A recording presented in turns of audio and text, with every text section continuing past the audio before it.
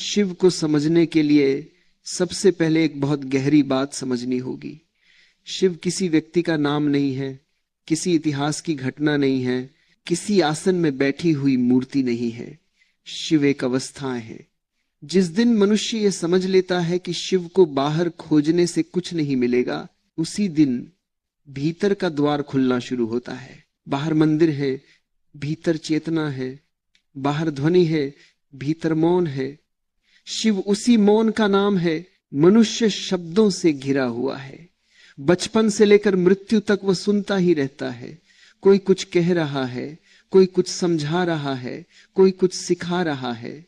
धीरे धीरे शब्द इतने भारी हो जाते हैं कि मनुष्य अपने भीतर की आवाज सुनना ही भूल जाता है। शिव का पहला छुपा हुआ गुण यही है कि वे मौन है।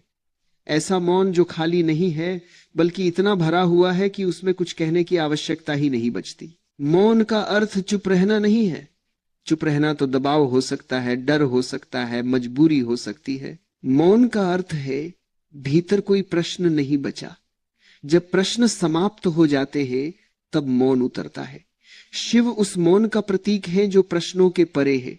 जो व्यक्ति इस मौन को छू लेता है, उसका जीवन अपने आप बदलना शुरू हो जाता है, क्योंकि तब वह दूसरों की राय से नहीं, अपने अनुभव से जीने लगता है। दूसरा छुपा हुआ गुण है अकेलापन।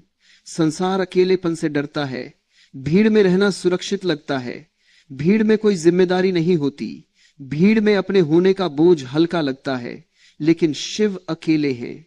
कैलाश पर कोई सभा नहीं है, कोई भीड़ नहीं है, कोई शोर नहीं है। यह अकेलापन किसी अभाव से नहीं है, यह पूर्णता से पैदा हुआ अकेलापन है। जो भीतर से पूरा है वही अकेला रह सकता है। जो भीतर से खाली है वह भीड़ ढूंढता है। शिव का अकेलापन सिखाता है कि अपने साथ रहना सीखो। जब मनुष्य अपने साथ बैठ सकता है बिना बेचैनी के, बिना डर के, तब जीवन की दिशा बदल जाती है। तब वह रिश्तों में भी भीख नहीं मांगता, तब वह प्रेम देता है, क्योंकि उसके पास देने को कुछ होता है। तीसरा छुपा हुआ गुण है भस्म। शरीर पर लगी हुई राख किसी मृत्यु का चिन्ह नहीं है, वह सत्य का चिन्ह है। भस्म कहती है कि जो जल सकता था वह जल गया, जो बचा वही असली है। मनुष्य अपने झूठे रूपों से इतना चिपका हुआ है कि वह उन्हें ही अपना सत्य मान लेता है। पद, नाम, पहचान, प्रशंसा, अपमान, ये सब जलने योग्य है। शिव की भस्म हमें याद दिलाती है कि जो नष्ट हो सकता